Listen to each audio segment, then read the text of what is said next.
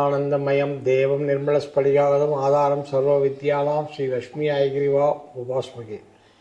நட்சத்திரங்களில் கண்டாந்த நட்சத்திரங்கள்னு இருக்குது. கண்டாந்த நட்சத்திரம்லாம் ரேவதி 4ஆம் பாதம், அஸ்வினி 1ஆம் பாதம், அதே மாதிரி ஆயில்யம் 4ஆம் பாதம், மகம் 1ஆம் பாதம், அதே மாதிரி கேட்டை 4ஆம் பாதம், மூல நட்சத்திரம் 1ஆம் பாதம். இது வந்து கண்டாந்தர நட்சத்திர பாதங்கள்னு சொல்லிருக்கு.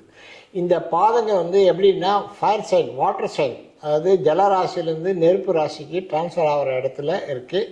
மூணும் பார்த்திங்கன்னா அந்த மாதிரி அமைஞ்சிருக்கும். ஸோ இந்த ராசியில் பிறந்தவங்க சில பிரச்சனைகள், ப்ராப்ளங்கள் நிறைய இருக்கும். ஸோ அவங்க அந்த பிரச்சனைலேருந்து வெளியே வர்றதுக்காக சில பரிகாரங்கள், சில அஸ்வினி 1 காரணம் என்ன சொன்னீங்கன்னா, ஜென்மத்தில் பெண்களால் சாபம் ஏற்பட்டிருக்கும். பூர்வ ஜென்மத்தில் பெண்களால் சாபம் பெற்றவங்க அஸ்வினி 1ஆம் பாதத்தில் வருவாங்க.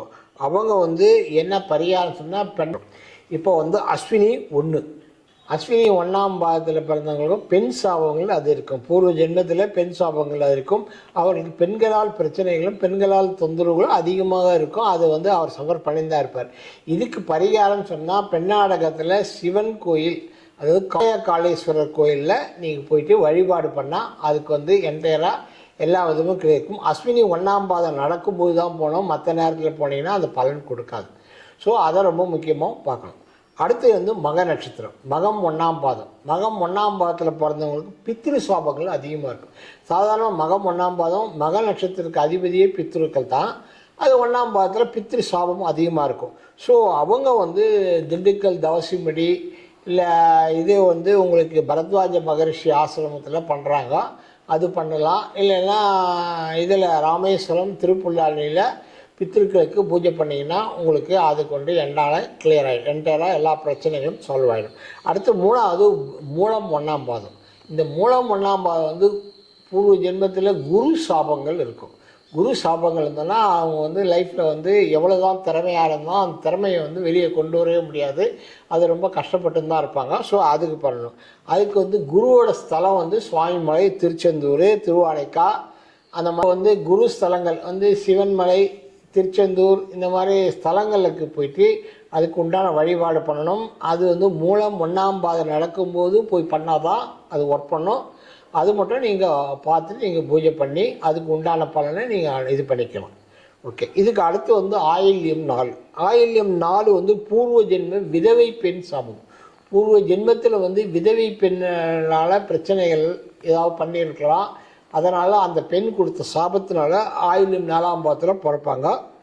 அவங்க ரொம்ப பிரச்சனைகள் ஃபேஸ் பண்ணுவாங்க. அவங்களுக்கு காஞ்சிபுரம் வரதராய சுவாமிகள் பூஜைகள் பண்ணி வழிபாடு பண்ணிங்கன்னா அது என்டையராக கிளியர் ஆகும். அடுத்து கேட்டை 4. கேட்டை 4 உங்களுக்கு பெண் சாபம் தான். அதுவும் பெண் சாபம் தான் வருது. அதுலேயும் இதே மாதிரி தான் வருது. ராமர் கோயில் எங்கே இருக்கோ அந்த கோயிலில் போய் பூஜை பண்ணிங்கன்னா எல்லாரும், மதுராந்தகத்தில் ராமர் கோயிலுக்கு, மற்ற இடத்துல நீங்கள் எங்கே இருக்குதுன்னு பார்த்து ராமர் கோயிலை பூஜை பண்ணிங்கன்னா அதுக்கு உண்டான பரிகாரங்கள் கிடைக்கும். அடுத்து கேட்டவதி, ரேவதி 4 கன்னி சாபம். கன்னி பெண்களுடைய சாபத்தை பூர்வ ஜென்மத்தில் எடுத்தவங்க இந்த ஜென்மத்தில் அவங்களுக்கு அந்த பிரச்சனைகள் வந்துட்டே இருக்கும்.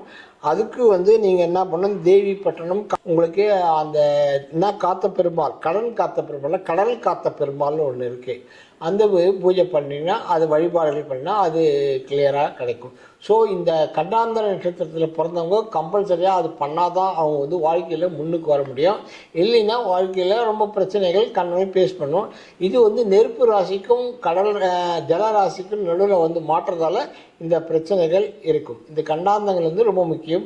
அதே மாதிரி எந்த சுபகாரியங்களும் இந்த கண்டாந்தர நட்சத்திரங்கள் அந்த வரும்போது பண்ணக்கூடாது. அது ரொம்ப முக்கியமானது. சுப காரியங்கள் எதுவும் பண்ணக்கூடாது. வீடு மனம் கொள்ளக்கூடாது, இல்லை வேறு எந்த விதமான காரியங்களும் பண்ணக்கூடாது. அது ரொம்ப முக்கியமாக அதை பார்த்து பண்ணணும்.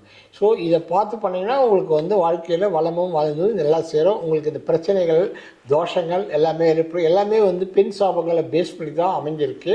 ஸோ அதனால் இது பண்ணி தான் ஆகணும். ஸோ நன்றி, வணக்கம். அகம் பிரம்மாஸ்மி.